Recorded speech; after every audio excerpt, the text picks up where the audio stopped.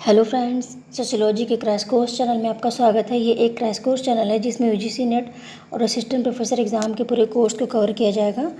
तो आज हम मैक्स वेबर को पढ़ेंगे और मैक्स वेबर का चैप्टर काफ़ी बड़ा है। उन्होंने काफ़ी थियरीज़ दी हुई है और एक एक थियरी को अच्छे से डिफ़ाइन करना है, समझाना है। तो इसमें काफ़ी बड़ा वीडियो बन जाता है, इसलिए मैं 2 पार्ट में इसको बना रही हूँ। ठीक है, तो पहला पार्ट ये है और इसके बाद एक पार्ट और आएगा, उसको भी आप देखेंगे, तब जाकर आपका मैक्स वेबर का पूरा चैप्टर क्लियर हो जाएगा। ठीक है, तो इसके अलावा मैं ये भी बता दूं कि अभी यूजीसी नेट का सिलेबस चल रहा है इसमें, और एग्ज़ाम बिल्कुल नज़दीक है यूजीसी नेट का।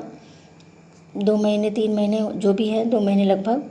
तो पहले मैं इसको क्लियर कर दूं, उसके बाद मैं असिस्टेंट प्रोफेसर का कोर्स जो है उसको लेकर चलूँगी। ठीक है, और ज़्यादातर इसमें असिस्टेंट प्रोफेसर का कोर्स जो है वो कवर हो जाएगा, क्योंकि मैक्सिमम थिंकर्स जो हैं, 2-3 थिंकर्स को छोड़ने के बाद मैक्सिमम थिंकर्स जो है असिस्टेंट प्रोफेसर और नेट के एग्ज़ाम में बिल्कुल सेम है। ठीक है, तो इसमें ज़्यादा डरने की घबराने की ज़रूरत नहीं। जो लोग असिस्टेंट प्रोफेसर की तैयारी कर रहे हैं वो भी अपना वीडियो देखते रहें, और बाकी जो धर्म है और परिवार, संस्था, ये छोटे छोटे जो अवधारणाएं हैं, ये मैं एक दिन में 2-3 अवधारणाएं लेकर चलूँगी और बहुत ही अच्छे से आपको समझा दूँगी। ठीक है, तो आपको इसमें ज़्यादा घबराने की ज़रूरत नहीं। एग्ज़ाम के पहले आपका भी सिलेबस जो है वो क्लियर हो जाएगा। ओके, तो शुरू करते हैं आज का वीडियो। देखिए, मैक्स वेबर का जो जन्म था वो 1864 को हुआ था। ठीक है, और इनकी जो मृत्यु थी वो 1920। ठीक है, तो ये इनके जीवन मरण का चक्र है और इनका जीवन काफ़ी इंटरेस्टिंग था। इन्होंने 4 साल तक पागल के रूप में अपना जीवन बिताया है। इनके पिता से इनका कुछ विवाद हो गया था, जिसके कारण इनके पिता घर छोड़कर चले गए और ठंड के कारण और कुछ प्रॉब्लम्स के कारण उनकी मृत्यु हो गई जब घर छोड़कर गए, तो सुरक्षा न मिलने के कारण, और जिसके कारण इनको बहुत ही बड़ा आघात लगा कि मेरे कारण पिताजी की इतनी दर्दनाक मृत्यु हुई है। ठीक है, तो इन्होंने क्या किया, फिर उसी मानसिक आघात से ये पागल हो गए। काफ़ी समय तक ये पागल के रूप में घूमते रहे यहाँ वहाँ, 4 वर्ष तक लगभग। बाद में ये ठीक हुए और इनके अंदर मानसिक चेतना हुई, और आज इनका लिखा हम पढ़ रहे हैं। समाजशास्त्र को बिल्डअप करने में इनकी काफ़ी महत्वपूर्ण भूमिका रही है। ठीक है, तो एक प्रश्न ये बनता है कि इनके विचारों की पृष्ठभूमि कैसे बनी, ऐसी कौन कौन सी चीज़ें थी जिन्होंने इनके विचारों का पूरा पूरा एक ढांचा बनाया। ठीक है, कौन सी ऐसी घटना थी। तो पहली जो घटना थी मेन, वो था कि जो रेनेसा काल था, पुनर्जागरण काल में जो लोगों के अंदर तार्किकता आई थी, उस तार्किकता ने मैक्स वेबर का ध्यान इस तरफ खींचा कि वास्तव में तार्किकता जो होती है वो बहुत ही महत्वपूर्ण होती है, और तार्किकता के द्वारा उन्होंने अपनी कई थियरीज़ में तार्किकता को रखा हुआ है। ठीक है, तो पुनर्जागरण काल के पहले का जो काल था उसमें धर्म प्रधान था। पोप और पादरी जो थे वो सबसे महत्वपूर्ण माने जाते थे। उनके आज्ञा का उल्लंघन करना ईश्वर को नाराज़ करने जैसा माना जाता था।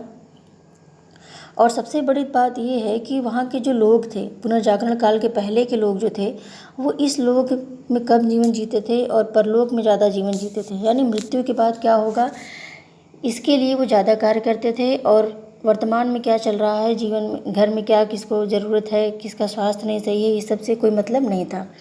ठीक है, तो इस लोक में नहीं बल्कि परलोक में जीवन जीते थे कि मृत्यु के बाद हमें मोक्ष मिलेगा कि नहीं मिलेगा।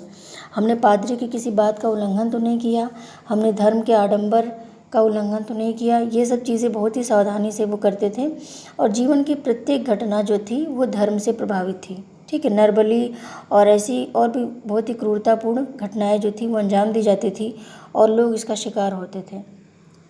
फिर क्या हुआ, पुनर्जागरण काल आया और लोगों ने ये बताना शुरू किया, कुछ विद्वानों ने बताना शुरू किया कि ये जो धर्म है ये हमारे लिए नहीं बना है।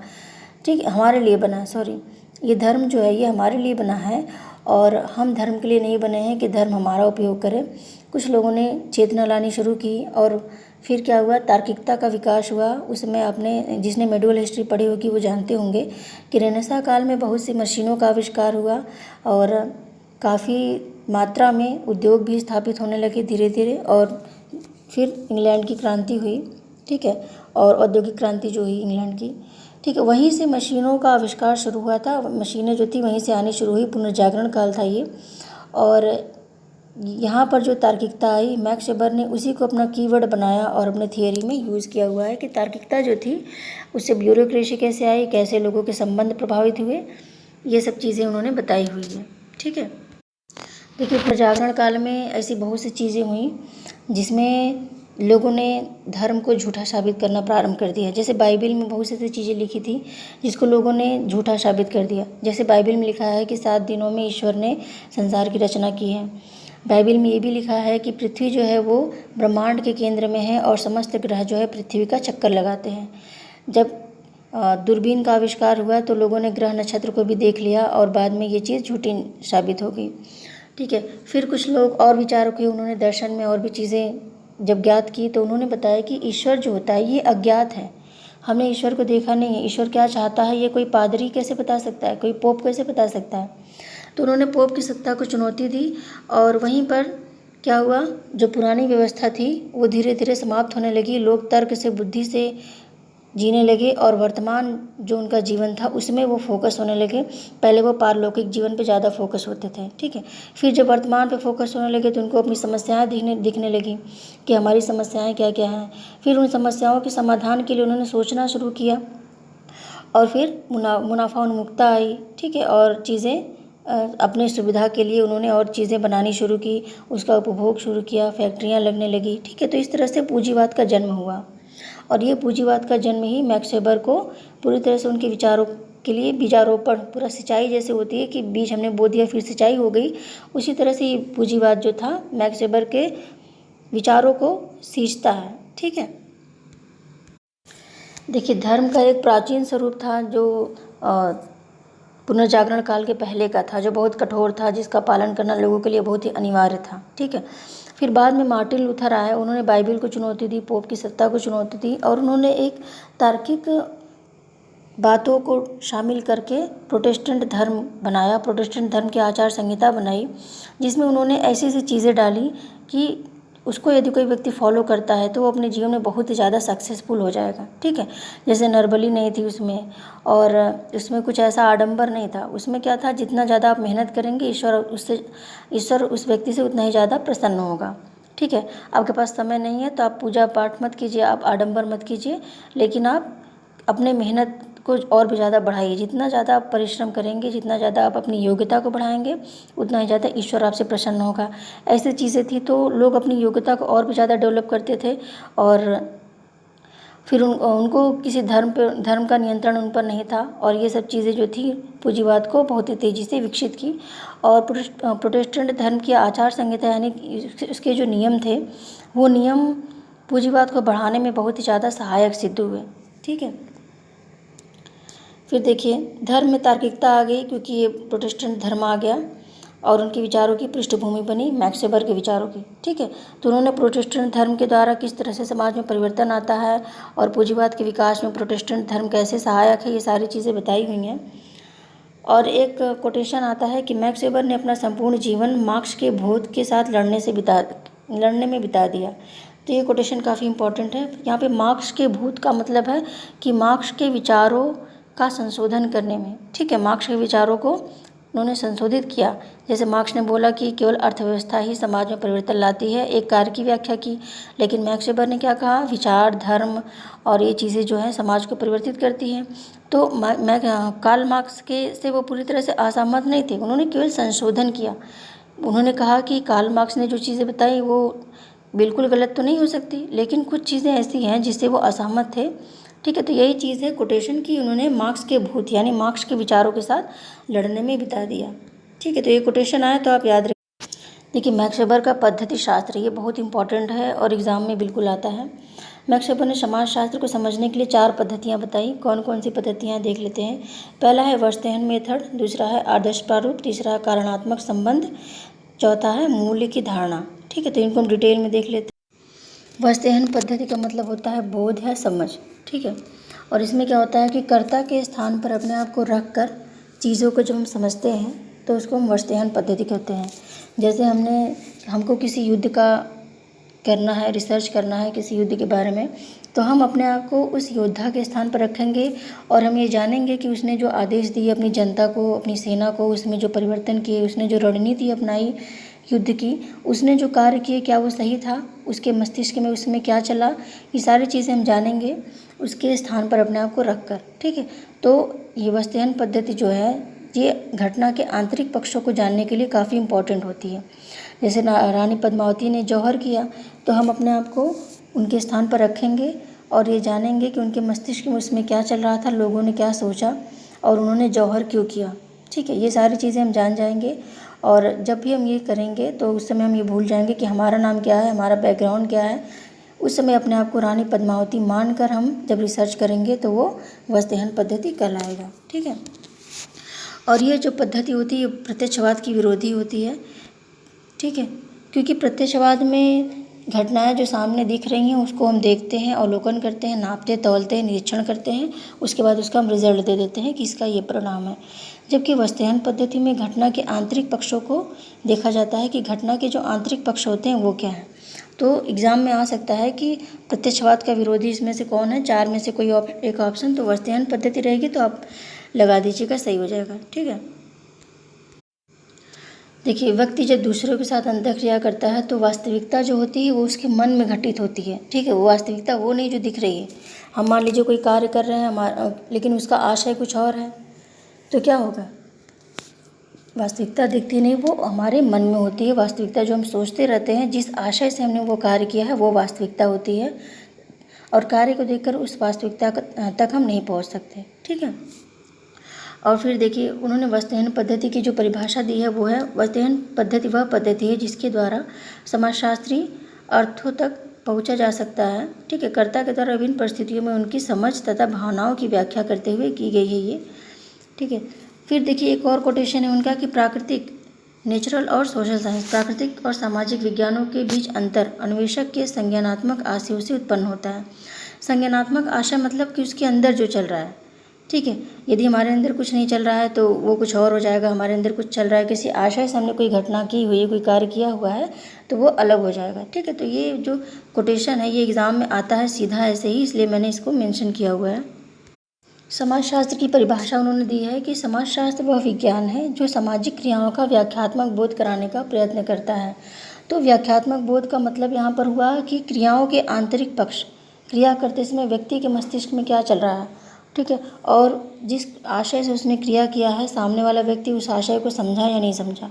ठीक है, तो जो क्रिया के आंतरिक पक्ष होते हैं इसको समझना व्याख्यात्मक बोध, इसीलिए उन्होंने कहा है। ठीक है, ये मैक्स वेबर का कोटेशन है, ये एग्ज़ाम में आता है तो आप याद रखिएगा। ठीक है,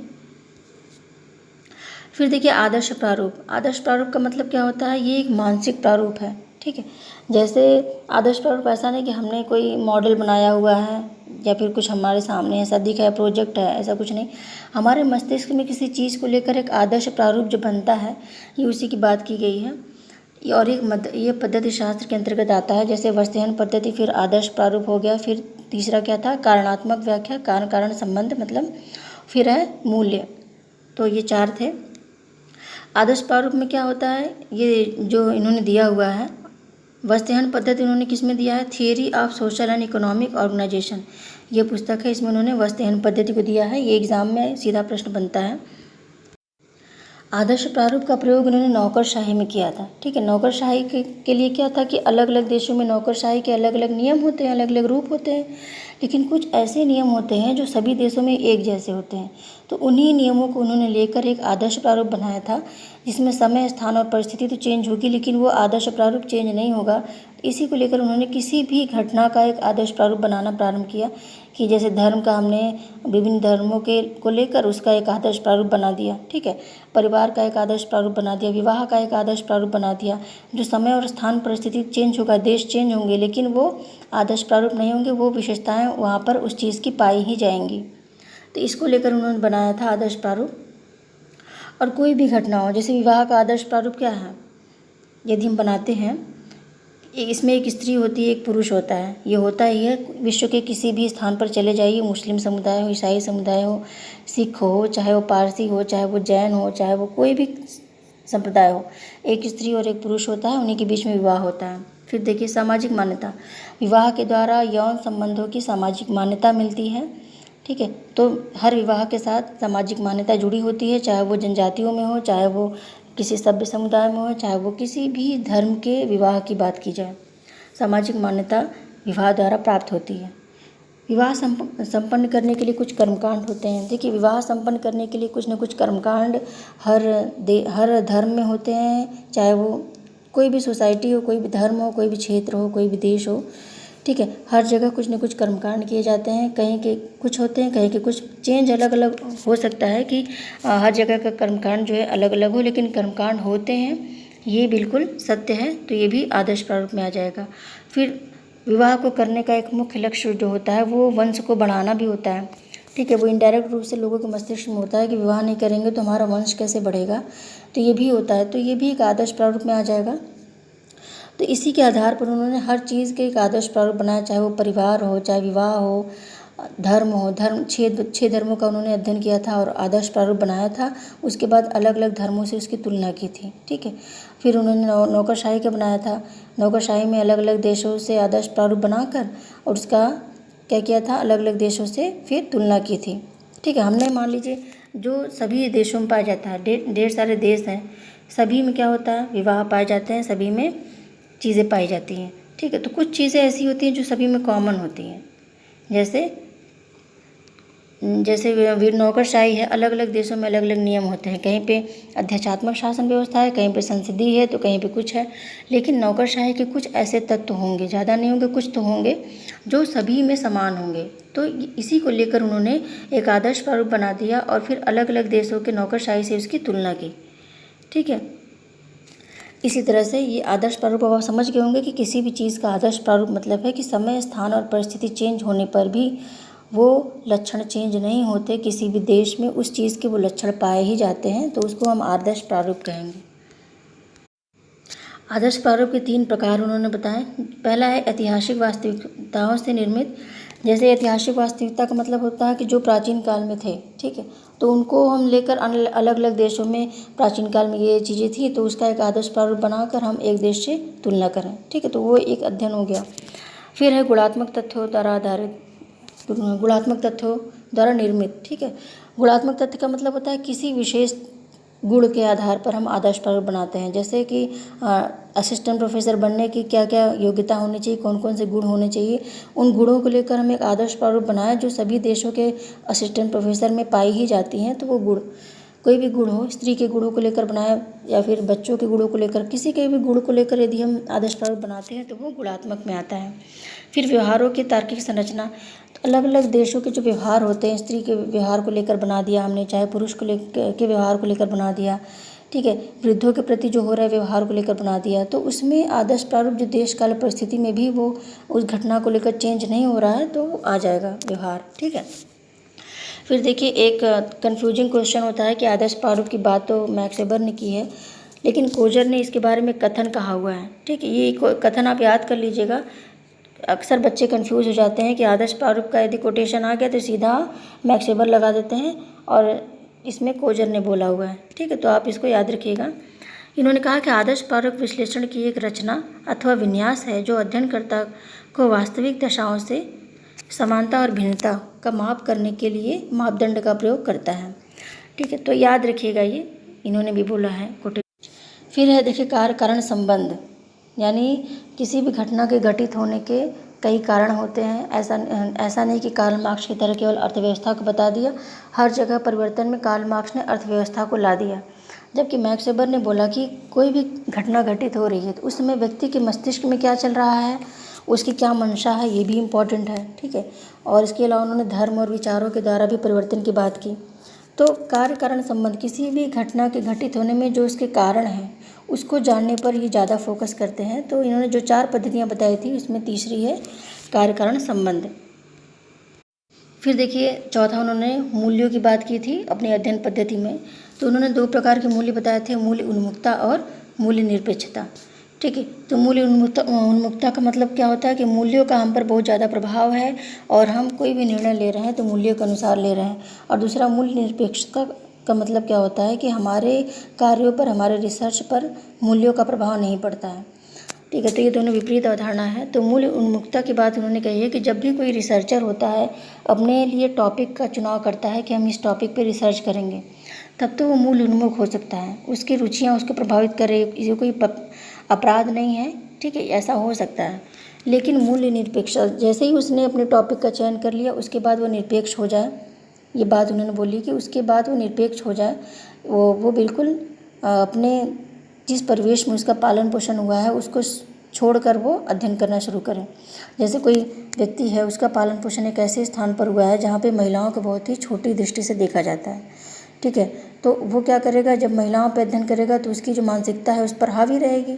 तो यही बात बोली गई है कि मूल्य निरपेक्ष होकर, अपने आप को बिल्कुल तटस्थ होकर अध्ययन करने की बात की गई है कि जब तक आप रिसर्च का टॉपिक का चयन नहीं करते हैं तब तक तो आप मूल्य उन्मुख रहिए, अपनी रुचि का प्रयोग कीजिए, अपनी बुद्धि का प्रयोग कीजिए, अपने अनुसार टॉपिक को ले लीजिए। जैसे ही आपने रिसर्च का टॉपिक ले लिया आपको मूल्य निरपेक्ष बन जाना चाहिए। तो यही बात उन्होंने बोली है। तो 4 पद्धतियाँ जो उन्होंने बताई है वो अध्ययन की ही बताई थी, रिसर्च की पद्धतियाँ ही बताई थी। पहला था वस्तुहन, दूसरा आदर्श प्रारूप, तीसरा कार्य कारण संबंध और चौथा मूल्य।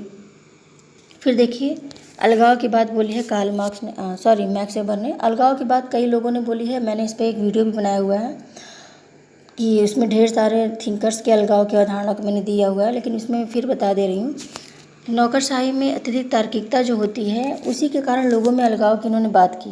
देखिए इन्होंने नौकरशाही को लोहे का पिंजड़ा कहा। लोहे का पिंजड़ा क्या है, जैसे मान लीजिए अभी आप मेहनत कर रहे हैं और उसके बाद आप नौकरी पा गए, फिर नौकरी में क्या है, उसमें भी आपको चैन नहीं, आपको बहुत ज़्यादा वर्क करना पड़ रहा है, आपको अपनी सीनियर की डांट खानी पड़ रही है, आपको बहुत ज़्यादा परेशानी हो रही है, लेकिन फिर भी आप उसको छोड़ नहीं सकते, ठीक है। तो यही लोहे के पिंजड़े की बात की कि नौकरी जो है, नौकरशाही है, इसमें व्यक्ति बहुत परेशान रहता है, बहुत ही तात्विक पीड़ा से ग्रसित रहता है, लेकिन फिर भी वो उस नौकरी को छोड़ता नहीं, उस नौकरशाही को छोड़ता नहीं, ठीक है। तो यही अलगाव है, व्यक्ति जो है धीरे धीरे अपनी रुचियों से, अपनी इच्छाओं से अलग होता चला जाता है और वो उस नौकरी के लिए ही जीने लगता है। नौकरशाही, यही बात उन्होंने अलगाव की बात बोली है। नौकरशाही के अंतर्गत जो अत्यधिक विवेकीकरण हो रहा है उसी के कारण अलगाव ज़्यादा हो रहा है, ठीक है। फिर देखिए राज्य के बारे में उन्होंने क्या बोला। देखिए राज्य के बारे में मैक्स वेबर के जो विचार हैं वो एग्ज़ाम में बहुत इंपॉर्टेंट होते हैं, आते हैं, क्योंकि बाकी जो थियरी है वो काफ़ी सालों से पूछा जा रहा है, तो अब वो नया कुछ पूछना चाहते हैं। तो राज्य हुआ, अलगाव का सिद्धांत हुआ, इस तरह से जो छुपी हुई चीज़ें हैं जो अभी तक नहीं पूछी गई थी, अब वो चीज़ें पूछी जा रही हैं ज़्यादा। देखिए मैक्स वेबर ने 3 प्रकार की सत्ता बताई है। पहला है तार्किक वैधानिक सत्ता, फिर है करिश्माई सत्ता और परंपरागत सत्ता। तो राज्य जो है वो तार्किक वैधानिक सत्ता में आता है। तो सबसे पहले हम इन सत्ताओं के बारे में थोड़ा सा जान लेते हैं।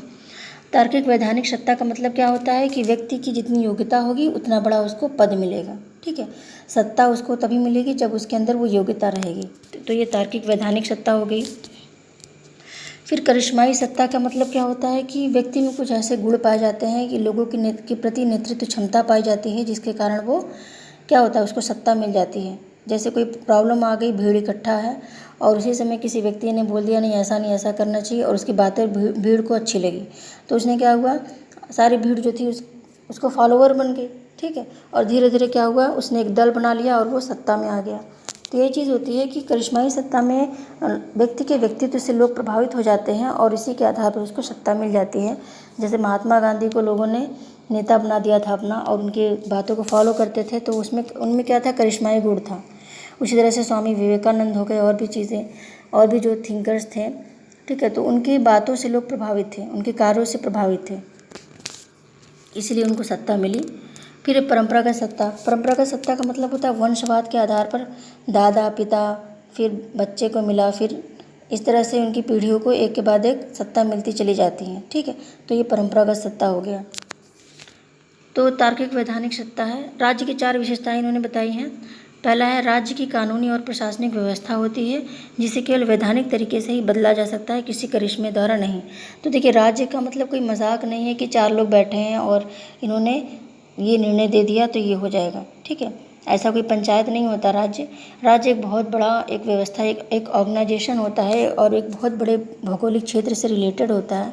तो राज्य की सत्ता को चेंज करना ये आसान नहीं होता है, इसको तार्किक और वैधानिक ढंग से ही ख़त्म किया जा सकता है। जैसे अब हमारे स्टेट का कोई मुख्यमंत्री बन गया तो हम ऐसा नहीं कि उनके कार्य पसंद नहीं आ रहे थे हम उनको हटा दें।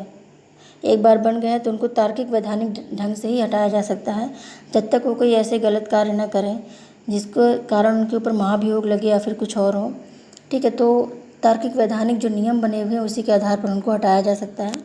तो यही बात उन्होंने बोली कि राज्य जो होता है वो बहुत बड़ा एक कानूनी और प्रशासनिक व्यवस्था होती है जिसे केवल वैधानिक तरीके से ही बदला जा सकता है। फिर देखिए, राज्य का एक प्रशासन होता है जो कानून के अनुसार चलता है। राज्य का जो प्रशासन है वो कानून के अनुसार चलता है। कानून में जो लिखित है, जो संविधान में लिखित है उसके अनुसार चलता है। लोगों के दिमाग में क्या है इससे मतलब नहीं कि जो सत्ता में बैठा है वो इंसान दुष्ट है, वो हिटलर की बुद्धि का है, लोगों को दमन कर रहा है, वो ऐसा नहीं कर सकता। वो जो संविधान में लिखा है उसके अनुसार शासन करेगा, वो एक प्रतिनिधि है, ठीक है। वो एक प्रतिनिधि बनकर गया है और संविधान में लिखी हुई चीज़ों के अनुसार वो शासन करेगा। राज्य अपने नागरिकों पर बल प्रयोग कर सकता है। तो ये यूजीसी नेट के एग्ज़ाम में काफ़ी बार पूछा गया है कि क्या राज्य अपने नागरिकों पर बल प्रयोग कर सकता है कि नहीं। तो इसका जवाब ये है कि हाँ, ठीक है। नागरिकता जो होती है वो जन्म से प्राप्त होती है। ऐसा नहीं कि नागरिकता जो होती है वो चाहे जब जाकर जिसकी नागरिकता प्राप्त कर ले, जन्म से ही राज्य की नागरिकता प्राप्त होती है। स्तरीकरण का देख लेते हैं। मैक्स वेबर ने जो स्तरीकरण की बात की, ये काफ़ी इंपॉर्टेंट उनकी थ्योरी है। उन्होंने स्तरीकरण को 3 आयामों में बांटा। पहला है परिस्थिति समूह, फिर वर्ग और सत्ता, ठीक है। तो देख लेते हैं इसको।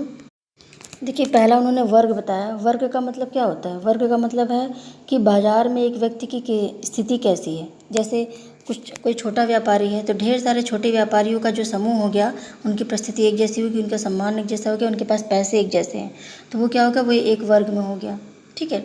उसमें उस वर्ग में सारे लोग आ जाएंगे, छोटे व्यापारी जो अभी भी नए नए बिजनेस को स्टार्टअप किए हैं और बहुत अमीर नहीं हैं।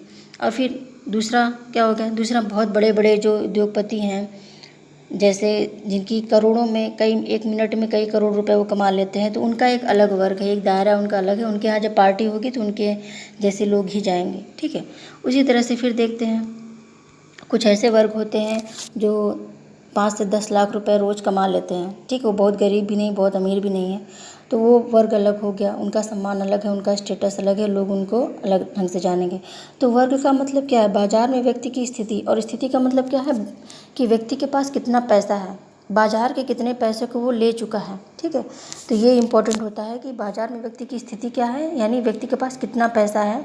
और अर्थ जो होता है, वो आर्थिक कारक जो होता है वो वर्ग के निर्धारण में महत्वपूर्ण भूमिका निभाता है, ठीक है। व्यापारी वर्ग में ही ले लेंगे तो वहाँ पे कई आपको डिवीज़न मिल जाएंगे, कई वर्गीकरण मिल जाएंगे, छोटे, फिर उनसे बड़े, फिर उनसे बड़े, फिर उनसे बड़े।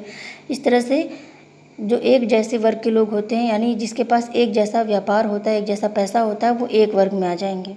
ऐसा नहीं कि सभी व्यापारी एक जैसे हो गए, सभी व्यापारी एक ही वर्ग में आ गए। जो कम पैसा कमा रहा है वो अलग वर्ग में आएगा, जो ज़्यादा पैसा कमा रहा है वो अलग वर्ग में आएगा। जो एजेंसी के मालिक हैं, ठीक है, उनको हम अभी भी जिसने दुकान खोली हुई है उनसे हम कंपेयर नहीं कर सकते, वो अलग अलग वर्ग में होंगे, ठीक है। वर्ग जो होता है ये कोई कानूनी या धार्मिक नहीं होता। वर्ग का मतलब होता है कि खुली और अपेक्षा और क्या होती है, गतिशील होती है। ये व्यक्ति ने ज़्यादा पैसा कमा लिया तो वो क्या हो गया, दूसरे वर्ग में चला गया, ठीक है। फिर उसको लॉस हो गया, फिर वो छोटे वाले वर्ग में आ गया। तो वर्ग में क्या होती है, गतिशीलता होती है। जैसे जैसे पैसा ज़्यादा आता है, कम आता है, तो लोग क्या है, वर्ग में परिवर्तित होते रहते हैं, चेंज होते रहते हैं, ठीक है। ये बात है। फिर वर्ग जो होता है वो जीवन के अवसरों से जुड़ा होता है, ठीक है। वर्ग के साथ जीवन के अवसर जो होते हैं, जैसे एक वर्ग के लोग हैं तो उनके जीवन के अवसर एक जैसे होंगे। छोटा व्यापारी है तो उनको बड़ा व्यापारी बनने का अवसर होता है, बड़ा व्यापारी है तो उसको और भी बड़ा व्यापारी बनने का अवसर होता है। यानी कि उसके जैसे जितने भी व्यापारी होंगे सबके जीवन में अवसर एक जैसे होंगे, ठीक है। तो ये चीज़ होती है कि वर्ग में जीवन के अवसर इम्पॉर्टेंट होता है और परिस्थिति समूह में जीवन शैली। फिर देखिए परिस्थिति समूह क्या है। परिस्थिति समूह में उन्होंने बोला कि वे लोग जिनकी प्रतिष्ठा समाज में एक जैसी, इसका परिस्थिति का मेन जो होता है वो जीवन शैली से होता है। आपके पास कितना पैसा है ये इम्पोर्टेंट नहीं है, आपकी जीवन शैली कैसी ये इम्पोर्टेंट है। अभी एक डॉक्टर को ले लिया जाए, एक डॉक्टर है और एक बड़ा व्यापारी है, यानी जो 5 से 10 लाख रोज़ कमा रहा है। डॉक्टर जो है वो मंथली का 70 से 80 हज़ार रुपये कमा ले रहा है, और जो बड़ा व्यापारी है वो 10 लाख रुपए एक दिन में कमा रहा है। पैसा इसके पास ज़्यादा है, लेकिन सम्मान किसका ज़्यादा है, इसका ज़्यादा है। ये खड़ा हो जाएगा कहीं पे, 4 लोग डॉक्टर साहब कहकर उसका सम्मान करेंगे, लेकिन व्यापारी खड़ा हो जाएगा तो कोई सम्मान नहीं होता, ठीक है। तो इनकी जीवन शैली के कारण ये अलग स्तर में माने जाते हैं।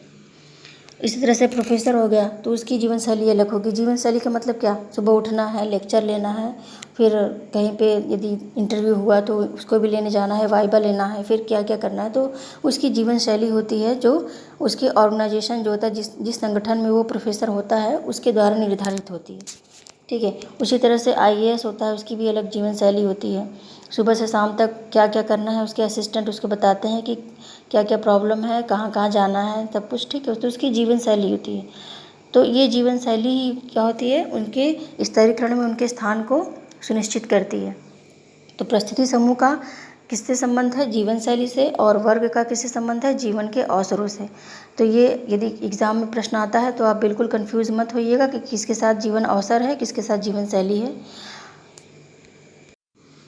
फिर देखिए सत्ता में क्या था, व्यक्ति सबसे ऊपर था। यदि सत्ता प्राप्त व्यक्ति के पास वर्ग नहीं है, जीवन शैली नहीं है, तो भी क्या था, वो सबसे ऊपर माना जाता था।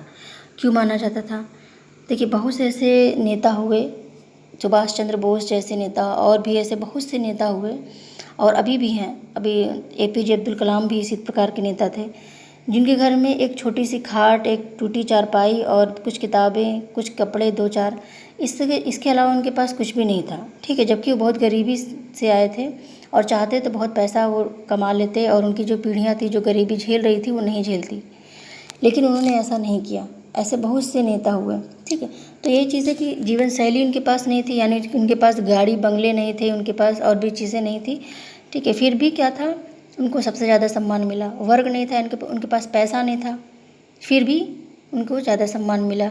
तो यदि कोई व्यक्ति सत्ता में आ जाता है, उसके पास जीवन शैली नहीं है, उसके पास वर्ग नहीं है, फिर भी वो ऊपर माना जाएगा। तो 3 आधारों पर उन्होंने स्तरीकरण की बात की थी। कुछ लोग तो वर्ग में आ जाएंगे, ठीक है, और कुछ लोग क्या होंगे, परिस्थिति में आ जाएंगे। ठीक है। बहुत सारे लोग, और कुछ लोग होंगे जो सत्ता में आ जाएंगे। तो 3 आधार पर उन्होंने स्तरीकरण की बात की थी, और उन्होंने बोला था कि ये तीनों अलग अलग हैं। ठीक है। ये तीनों एक दूसरे से प्रभावित होते हैं, लेकिन कभी ऐसा नहीं कि मिल जाए, कि मिलते नहीं हैं, ये हमेशा अलग अलग होते हैं। तीनों आधार पर उन्होंने स्तरीकरण की बात की कि 3 चीज़ें होती हैं स्तरीकरण में, एक ऊपर, फिर उससे नीचे, फिर उससे नीचे, और तीनों के अंदर एक पूरा ऑर्गेनाइजेशन होता है। यानी जैसे वर्ग की बात की तो वर्ग में बहुत से छोटे छोटे वर्ग, बड़े बड़े वर्ग, और उससे भी बड़े वर्ग आ जाएंगे। और परिस्थिति समूह की बात की तो उसमें बहुत से लोग आएंगे, जैसे क्लर्क भी होता है, उसकी भी एक जीवन शैली होती है, एक प्रोफेसर की भी जीवन शैली है, एक डीन की भी जीवन शैली है। ठीक है। VC हो गए, कुछ भी हो गए, तो इस सबकी एक जीवन शैली होती है। फिर यदि सत्ता की बात की तो एक छोटे से दल का नेता भी है और एक प्रधानमंत्री भी है। ठीक है। तो उसमें भी स्तरीकरण होता है, लेकिन 3 उन्होंने बेसिक बताया कि 3 आधार होते हैं, और इसी के अंदर स्तरीकरण होता है। तो मैक्स वेबर का पार्ट 1 ख़त्म होता है, और इसके बाद पार्ट 2 आएगा। उसमें आप ज़रूर देखिएगा, क्योंकि उसमें कुछ इम्पॉर्टेंट थियरीज़ हैं और बहुत सी ज़रूरी बातें उसमें बताई जाएंगी। यदि आप दोनों पार्ट नहीं देखेंगे तो आपका कंप्लीट नहीं होगा। ठीक है। आधा अधूरा ज्ञान रहेगा। तो इसके बाद आप उस पार्ट को ज़रूर देखिएगा। ओके। तो मिलते हैं फिर अगले वीडियो में। वीडियो अच्छा लगा हो तो वीडियो को लाइक कीजिए, शेयर कीजिए, और मेरे कंटेंट अच्छे लगे हों तो चैनल को सब्सक्राइब कर लीजिए। Okay, bye.